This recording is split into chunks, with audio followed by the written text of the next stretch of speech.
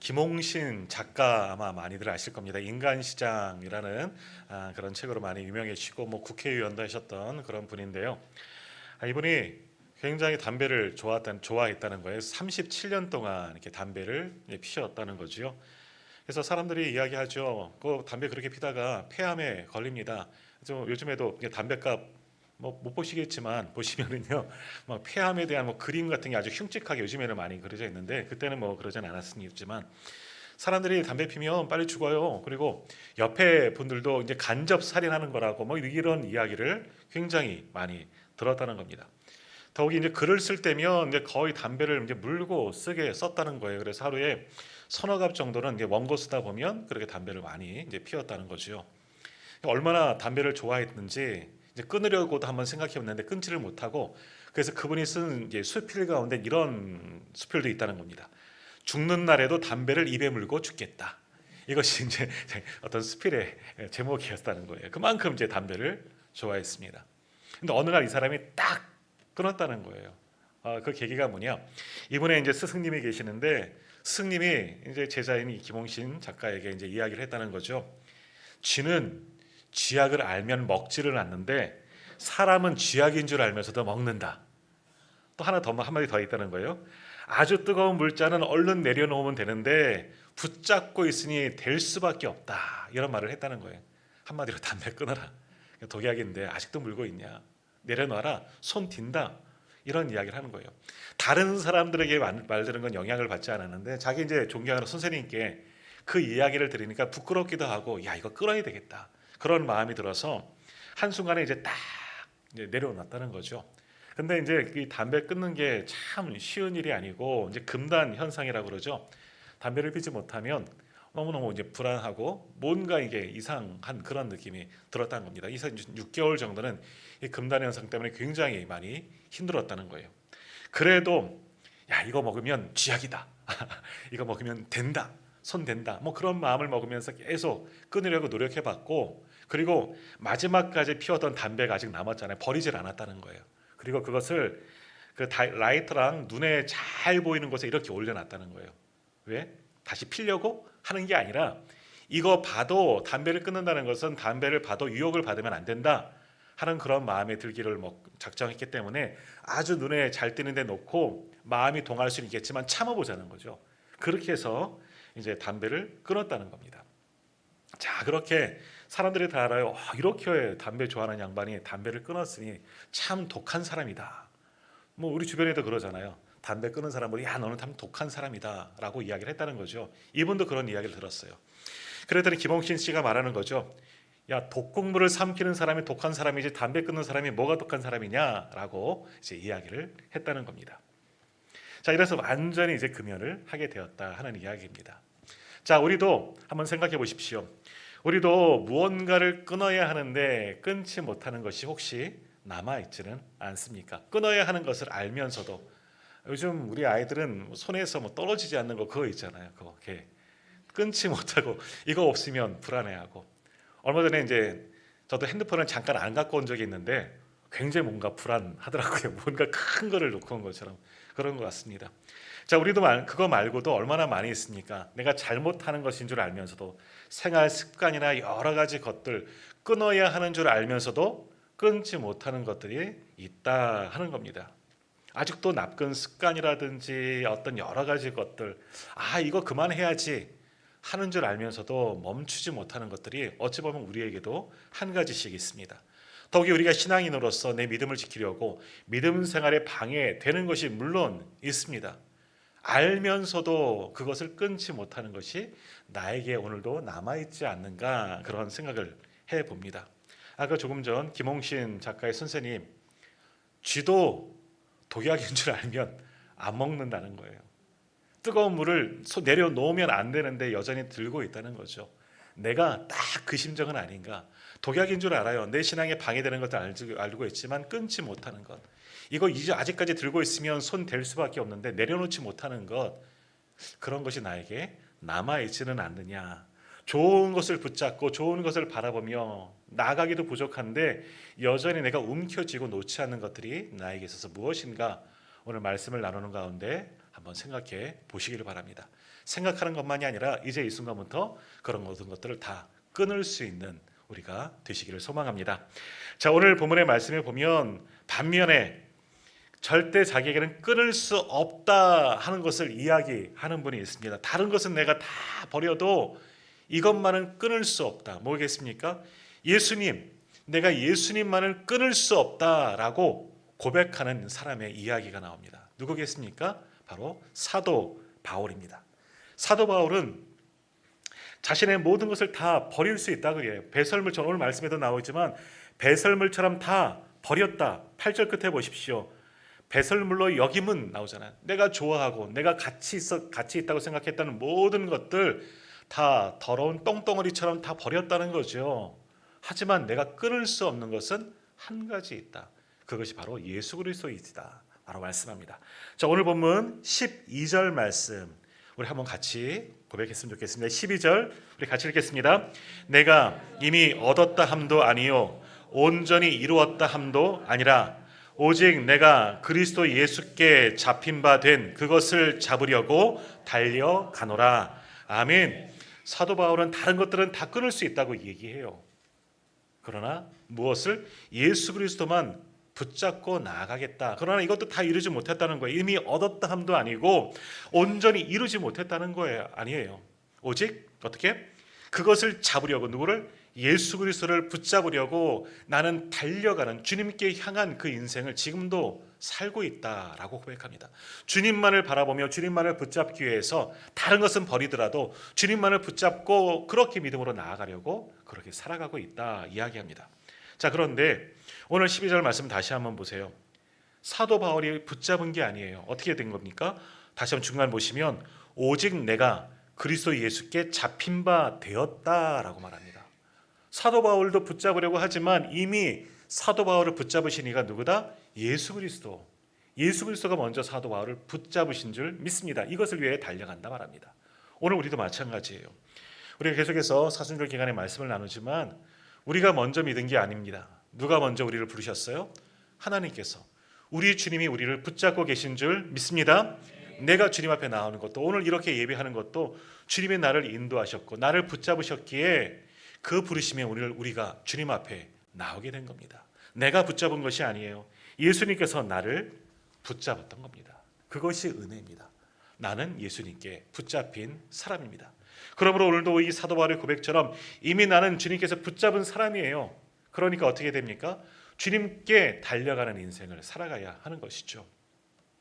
자, 그런데 사도 바울 예수님께 붙잡히기 이전, 예수님을 만나기 이전 그의 모습은 어떠한 사람이었습니까? 우리가 잘 아는 것처럼 그는 굉장히 열심히 있던 사람입니다. 어디에? 하나님께 대한 열심이 있었어요. 그러나 그것은 잘못된 열심이죠. 율법에 매여진 율법적인 열심이었다 하는 겁니다. 자신의 행위와 자신의 공로를 통해서, 소위 말하면 율법을 잘 지킴을 통해서 내가 구원받는 줄 알고 있었던 헛된 열심을 가졌던 이가 바로 사도 바울이었다 하는 겁니다. 내가 이렇게 하는 것이 옳아요, 이렇게 하는 것이 하나님께 대한 열심이라고 생각했다는 거죠. 그러기 위해서 어떻게 합니까? 이단들을 무찌르는데도 열심을 품었습니다. 당시 이단이 뭡니까? 예수 이단이에요. 율법주의, 이 율법적인 이스라엘 사람들, 유대인들에게는 예수 그리스도를 믿는 이 기독교가 이단이었다는 겁니다. 이것들을 박해하는 것이 내 사명인 겁니다. 이것을 핍박하고 그리스도를 믿는 사람들과 교회를 핍박하는 것이 내 사명이고, 이를 통해서 나도 구원받을 것이다. 율법을 잘 지키는 것이기 때문에 그것이 전부인 줄 알았다는 거죠. 그 일을 위해서 열심을 다해서 자기의 온 정력을 다해서 지금까지 살아왔다는 겁니다. 헛된 열심이지만 이것이 최고인 줄 알고.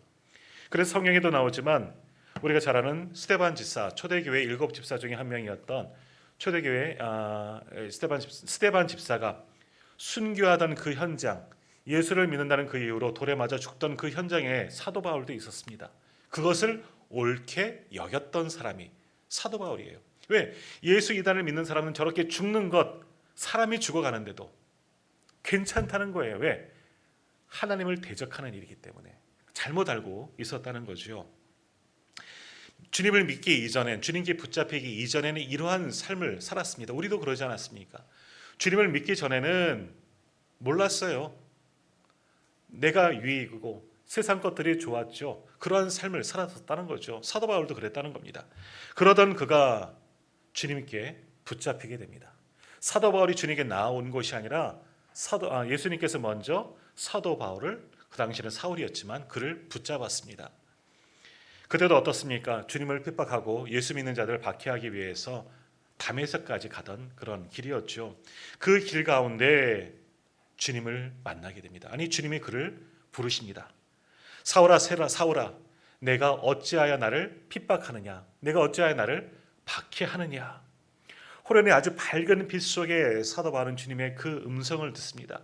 그 밝은 빛 때문에 눈을 뜰 수 없고 일순간에 눈이 멀게 됩니다. 그러나 그 음성만은 똑똑히 듣게 된 거죠. 잘못 알고 있었던 예수 그리스도, 그분이 나를 만나러 온 겁니다. 그러면서 그분이 나에게 말씀하는 거죠. 내가 어찌하여 나를 핍박하느냐. 그 순간 완전히 그 주님 앞에 엎드러지게 되는 겁니다. 그의 인생이 완전히 달라지게 되었죠. 그날 주님을 만난 이후로 내가 잘못 살아왔구나. 내가 헛된 열심을 품었구나. 내가 잘못 믿었구나. 예수님을 만난 그 현장 속에서 주님을 향한 믿음이 생겼습니다. 완전히 다른 사람이 되었던 거죠. 그래서 그의 인생이 변하게 됩니다. 율법에 매어져 있던 이가 자기의 유익을 위해서, 그것이 구원인 줄 알고 살아왔던 그가 예수님을 만난 그 현장 속에서 완전히 뒤바뀌어진 인생을 살아갑니다. 이제는 예수 그리스도를 위한 삶을 살아가게 되죠. 그의 고백처럼 살아도 주를 위하여, 죽어도 주를 위하여 라는 그런 슬로건으로 자신의 모든 목표를 세우고 주를 위한 삶을 살아가게 됩니다. 자, 오늘 본문의 말씀에도 보면 이 빌립보서에도 그런 고백을 하는 거예요. 사실 이 빌립보서 우리가 잘 알고 있는 말씀, 알고 계신 것처럼 옥중 서신입니다. 감옥에 매여 있는 상황이죠. 왜? 복음을 전하다가 모함을 받고 누명을 쓰고 감옥에 갇혀 있는 상황이지만 그런 속에서도 주님께 붙들린 거예요. 주님의 노예가 되었다. 나는 주님의 붙들린 사람이 되었다. 그것만으로 기뻐하면서 이 편지를 쓰게 된 겁니다. 더욱이 사도 바울은 내 모든 목적, 내 삶의 이유, 목표, 모든 목적은 주님께 붙들렸다라고 고백을 합니다. 그래서 빌립보서 1장 21절에 보면 사도 바울은 이러한 고백을 하는데, 앞에 있으니까 우리 같이 한번 찾아볼까요? 빌립보서 1장 21절 말씀, 너무나 유명한 말씀입니다. 빌립보서 1장 21절 말씀 우리 한번 같이 읽겠습니다. 이는 내게 사는 것이 그리스도니 죽는 것도 유익함이라. 아멘. 사도 바울의 고백이에요. 지금 어디에 있다고요? 감옥에 있는데 뭐라고 고백합니까? 내가 살아가는 것이 유익이라는 겁니다. 누구로 인하여? 주님 때문에. 지금 내가 감옥에 있는 것도 유익이에요. 감옥에 가 있는 게 뭐 좋겠습니까? 감옥에 가보셨습니까? 저도 못 가봤지만 얼마나 자기 자유가 구속되어지고 얼마나 힘들겠습니까? 당시 감옥은 지하 토굴과 같은 곳이에요. 빛도 없고 소망도 없는 것. 그러나 그것도 유익이라는 거죠. 왜? 주님 때문에, 그리스도니. 내게 사는 것은 예수님 때문이야. 그래서 죽는 것도 유익이라는 거예요. 이 속에서 내가 분명히 나중에는 죽게 되겠지만 그래도 괜찮다. 그것이 유익이다. 예수님 때문에 사는 것도 그리스도 때문에 사는 것이고 죽는 것도 그리스도 때문에 사는 것이니 그것이 얼마나 유익한 삶이랴라고 이렇게 고백하였다 하는 겁니다. 사도 바울은 이렇게 주님께 붙잡힌 사람이 되었습니다. 단 한순간 다메섹 도상에서 예수님을 만난 그 이후로 예수님께 붙잡힘을 당하고 이제는 영원토록 주님을 위한 삶을 살아가는 거죠. 그런 사람이 되었다는 겁니다. 우리 기독교인을 가리켜서 그리스도인이라고 표현하죠. 헬라어로는 크리스티아누스라고 표현하는데 이 뜻이 뭐냐 하면 그리스도께 속한 사람, 그리스도를 따르는 사람이라는 거예요. 잘 아시죠? 우리는 그리스도인입니다. 우리를 그리스도인이라고 얘기하죠. 이게 기독교, 한문으로 바꾸면 기독입니다. 기독교라고 그래서 이야기를 하는 겁니다.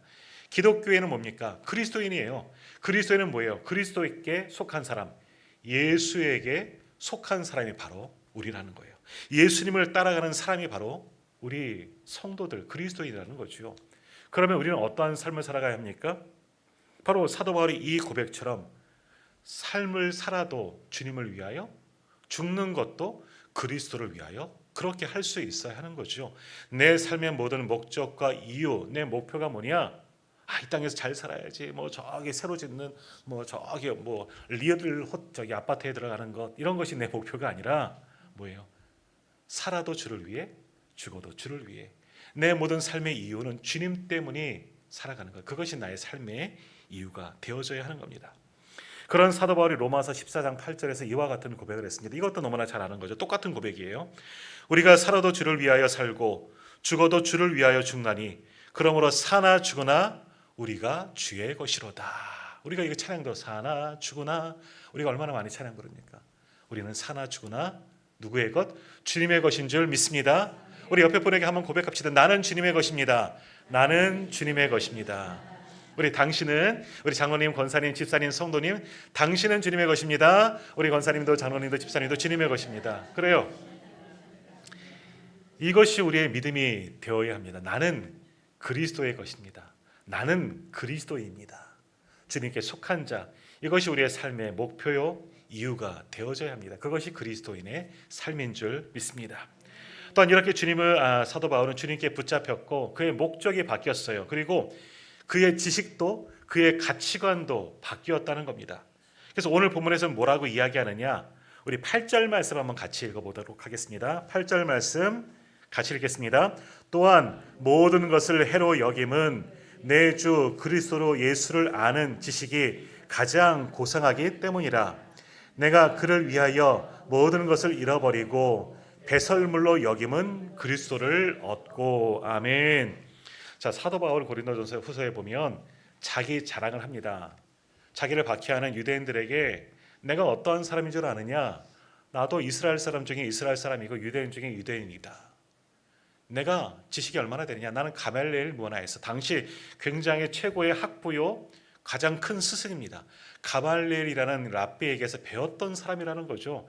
내 가문도 내 배경도 내 지식도 너들 못지않게 뛰어난 사람이라는 겁니다. 자기 자랑할 거리가 얼마나 많은지 모르겠습니다.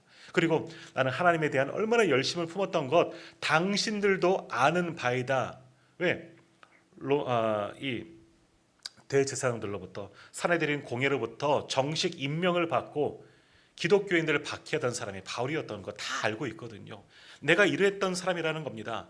내가 지금 가지고 있던 내 자부심, 내 지식, 내 가치관 너무나 나도 귀하게 여겼던 사람이지만 오늘 뭐라고 얘기해요? 모든 것을 해로 여김은 다 나를 해하게 하는 것들이었다는 거예요. 그리고 뭐라 그래요? 그를 위하여 모든 것을 잃어버리고 배설물로 여겼다. 그거 다 똥덩어리 같은 것들이라는 거죠. 필요 없다는 거예요. 더러운 것들은 버리잖아요. 다 필요 없어서 다 버렸다는 거예요. 왜? 예수님 때문에. 그것을 뭐라고 이야기하느냐? 그리스도 예수를 아는 지식이 가장 고상하기 때문에, 너무나 귀한 것이기 때문에 내가 가진 것, 내가 공부했던 것 다 필요 없다는 겁니다. 다 쓸모없다는 거죠. 오히려 나에게 해를 끼치는 거라는 거죠. 그러나 가장 중요한 것은 뭐다? 예수 그리스도를 아는 지식이 가장 고상하다. 말이 너무나 이쁘지 않습니까? 주님을 아는 지식이 너무나 고상한 것이야. 예수님을 믿는 이 믿음이 너무나 고상한 거라는 거예요. 너무나 귀한 거라는 거죠. 예수님을 아는 믿음만 있으면 된다는 겁니다. 다른 것은 다 필요 없다는 거죠. 배설물처럼 다 내어버렸다는 겁니다. 이것은 하나도 소용없다는 거예요. 자신의 예수를 믿은 이후로 지식도 가치관도 이제는 완전히 바뀌어진 바 되었다는 겁니다. 이것만이 아니에요. 한 걸음 더 나아갑니다. 우리가 얼마 전 보았던 것처럼 그리스도를 본받는 삶을 살겠다, 그렇게 다짐합니다. 나는 누구를 본받느냐? 그리스도를 본받는 삶을 살고자 한다. 너희들도 나를 본받아라. 단지 나의 모습이 아니라 어떠한 나? 예수님을 본받은 나를 본받는 삶을 살아가야 한다라고 말했던 겁니다. 그리스도의 어떤 모습을 본받는 것입니까? 예수님께서 나를 위하여 내 죄를 씻어주시기 위해서 내 죄를 짊어지시고 십자가에 달려 죽으신 주님을 본받는 삶을 살고자 한다. 이건 뭐겠습니까? 나도 그리스도처럼 죽겠다는 겁니다. 그리스도가 가신 그 십자가의 길을 나도 가겠다, 이렇게 고백하는 겁니다. 이것이 그리스도인의 모습이어져야 한다라는 겁니다. 오늘 저와 우리 모든 성도님들도 바로 사도 바울처럼 우리가 가진 것들, 모든 것들을 다 버리고 끊어야 할 것들 끊고 배설물처럼 다 내어버리고 그리스도를 아는 지식으로 체험받는 분들이 다 되기를 소망합니다. 그리고 주님께서 가신 그 길, 그것이 나의 길입니다. 우리 그리스도인의 길입니다. 우리 장로님도 기도해 주셨지만 내게 맡기신 이 십자가를 지고 주님의 뒤를 따를 수 있는 저와 우리 모든 성도님들 되기를 주님의 이름으로 축복합니다. 자, 그런데 많은 분들 가운데, 많은 성도들 가운데 지난주에도 말씀을 나눈 것 같은데 예수를 믿으면 복 받아요 하고 생각하는 분이 많죠. 예수 믿으면 복 받습니다. 그 복은 어떠한 복이에요? 구원의 복이에요. 최고의 복은 구원입니다. 그런데 예수를 믿으면 복 받는다, 이 땅의 현세의 복만을 생각하는 분들이 있어요. 이 땅에서도 잘 살고 행복하고 오래 살고 건강하고 문제가 없는 것을 복으로 여기는 분들이 있습니다. 성도들 가운데도요. 그것은 온전한 아직 그리스도인이 아니라 할 수가 있는 거죠. 100% 그리스도인이 아닙니다. 그리스도인 무늬만 있는 것이라 할 수가 있는죠. 경건의 모양은 있지만 경건의 능력을 갖추지 못한 자일 뿐이라는 겁니다. 그리스도인은 그리스도께 속한 사람입니다. 그리스도를 따라가는 사람이죠. 그리스도를 본받는 사람입니다. 그러면 뭐합니까? 그리스도가 받은 고난도 함께 받을 수 있는 이들이 바로 그리스도인의 모습이 되어져야 하는 겁니다. 소위 말하는 no cross, no crown. 십자가가 없으면 영광도 없습니다. 주님이 십자가의 길을 가셨기 때문에 구원과 영광이 있는 거죠. 그러나 우리는 무엇만 바라봅니까? 크라운, 영광만 바라보는 겁니다. 면류관만 바라보는 거죠. 복만 바라보는 겁니다. 그러면서 고난은 아이고 힘든 걸 멀리하는 이들이 많이 있다는 겁니다. 그렇다면 온전한 그리스도인이 아니라 할 수가 있습니다. 요한계시록을 보면요, 참 어려운 말씀이고 때로는 무섭게 느껴지는 말씀인데요, 거기에서 분명히 증거하기를 하늘나라의 영광된 장면을 우리에게 말씀하고 있습니다. 그런데 그 하늘나라에서 으뜸이 되는 사람들이 누구냐? 그리스도를 위해서 고난을 받은 사람들, 더욱이 그리스도를 위하여서 순교한 사람들이 하늘나라에서 최고로 칭찬받는 사람이라 라는 그런 말씀이 일부 나오고 있습니다. 그러니까 이 땅에서 잘 사는 것은 소용이 없어요. 이 땅에서는 그리스도를 위해서 욕먹고 핍박받고 매를 맞아도 고생을 하고 고난을 받아도 그런 이들이 하늘나라에서 큰 상급을 받게 될 줄 믿습니다. 오늘 우리가 그래야 되는 거예요. 이 땅을 사는 동안 내게 왜 고난이 있고 핍박이 있느냐?